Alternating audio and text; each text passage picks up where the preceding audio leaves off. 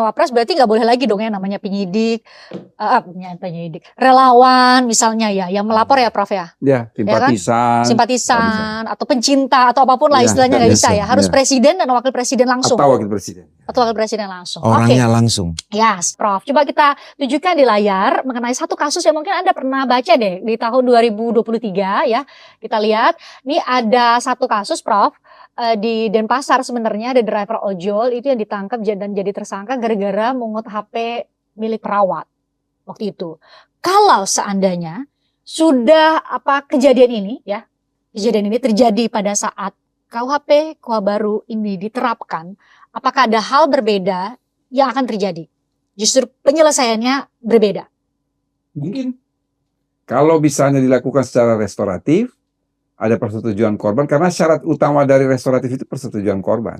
Kalau korban itu tidak setuju, ya perkara proses lanjut. Tapi kalau dia setuju, lihat ancaman pidananya berapa lama. Oh, tidak lebih dari 5 tahun, boleh restoratif. Ternyata tidak lebih 5 tahun. Kedua dilihat, ini pelakunya residif atau bukan. Karena itu hanya untuk pertama kali melakukan tindak pidana.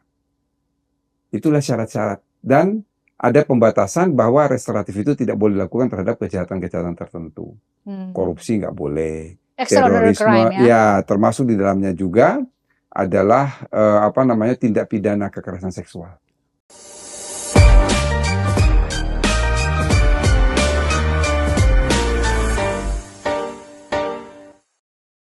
Apakah ini sudah ada unsur tindak pidananya?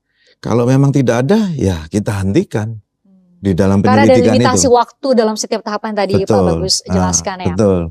Kemudian kalau langkah-langkah kami dan KUHP maupun KUHAP, kami sudah melakukan sosialisasi terhadap 38 Polda, 534 Polres dan 4.200 Polsek. Itu baik secara online, kemudian kita sosialisasi terbuka, kita mengundang akademisi yang pembuatnya bagaimana, kemudian kita sudah mengumpulkan baik itu secara FGD, kemudian ada kick off, seminar, jadi bagaimana cara prakteknya KUHAP yang baru ini sudah kita lakukan, dan bukan hanya untuk penyidik, 470.000 anggota Polri harus paham KUHP dan KUHAP itu. Demikian, Mbak. Nah, tadi kan poin mengenai penghinaan terhadap Presiden Wapres berarti nggak boleh lagi dong ya namanya penyidik, relawan misalnya ya, yang melapor ya Prof ya. Ya, simpatisan. Simpatisan atau pencinta atau apapun lah istilahnya nggak bisa ya. Harus presiden dan wakil presiden langsung. Atau wakil presiden. Atau wakil presiden langsung. Orangnya langsung. Yes. Oke, saya ke Pak Asep. Ini pertanyaannya normatif banget karena tapi memang menjadi pertanyaan publik gitu ya. Termasuk tadi konteksnya tadi pemberlakuan KUHAP itu kan cepat sekali, Prof. Apakah jaksa kita secara kapasitas sudah bisa dipercaya dalam waktu yang sangat singkat, harus sangat paham mengenai aturan baru ini? Ya, jujur Mbak ya, kalau KUHP kami punya batas waktu yang cukup panjang ya. 2003, 3 tahun, kami sudah ada IHT, Bintek, segala macam. KUHAP ini kan 18 November, Prof ya? Betul, disahkan 18 November. 2 Januari berlaku itu. Kalau dari segi waktu relatif pendek. Tapi kami punya semangat, punya tekad yang kuat untuk itu. Jadi bahkan sebelum KUHAP berlaku ya secara efektif di 2 Januari, kami dengan Kapolri, dengan teman-teman kepolisian sudah melakukan pertemuan. Jaksa Agung buat MOU dengan Kapolri, kemudian saya Jampidum dengan Kabareskrim bikin PKS punya kerjasama. Bagaimana menyamakan satu kesamaan pola pikir, pola sikap, pola tindak dan menyikapi KUHAP baru itu. Satu ya. Yang kedua, di internal kami memang kalau nunggu pedoman yang rinci itu agak butuh waktu lama. Kami harus koordinasi Kementerian Hukum dulu dan sebagainya. Maka kami juga di internal sudah menerbitkan beberapa peraturan yang sifatnya institusional. Misalnya pedoman 1 2026 ya, yang memberikan guidance pada teman jaksa bagian koordinasi ini. Bahkan koordinasi itu bisa dilakukan sebelum ada SPDP, Pak. Itu lakukan dan kami sudah lakukan. Terus juga kami, saya selaku Jampidum juga menerbitkan sebut dengan surat-surat edaran yang sifatnya tematik. Ya. Kaitan misalnya bagaimana ketika ada sebuah perkara yang katakan menyangkut masalah penahanannya, upaya hukum dan sebagainya. Itu kami lakukan. termasuk kan penyelesaian pidana dan sebagainya. Dan kami juga di samping itu, di samping tadi juga sama dengan Pak Bagus ya, dalam artian melakukan bintek, kemudian secara online maupun secara langsung. Bahkan yang menarik Mbak Riz ya, kami juga tidak hanya internal tadi akademisi, kami internal Pak Wamen ke Kalsel, kami melakukan kolaboratif. Contoh seperti besok tanggal 27 kami di Surabaya itu dengan Mahkamah Agung. Jadi kumpulkan jaksa dengan hakim satu tempat, jaksa sejawa, NTB, NTT, kemudian Bali satu tempat, hakim juga sama. Dua bicara, saya dari si aspek kejaksaan, kemudian Pak Prim, ketua Mahkamah bidang pidana dari segi apa. Demikian kan teman-teman penyidik. Sama juga gitu.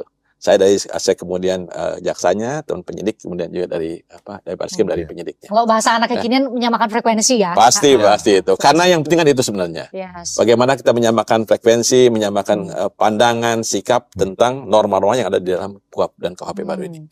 Soal restoratif justice dan lain-lain, itu kayaknya kan udah di banyak pertanyaan dan banyak kesempatan Pak Wamen menjelaskan. Saya mau exercise langsung dalam satu kasus yang pernah terjadi, Prof. Coba kita tunjukkan di layar mengenai satu kasus yang mungkin Anda pernah baca deh di tahun 2023 ya.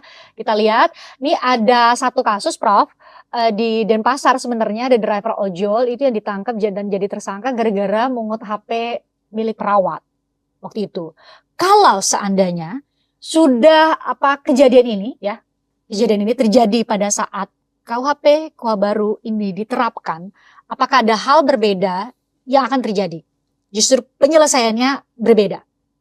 Mungkin kalau misalnya dilakukan secara restoratif, ada persetujuan korban, karena syarat utama dari restoratif itu persetujuan korban.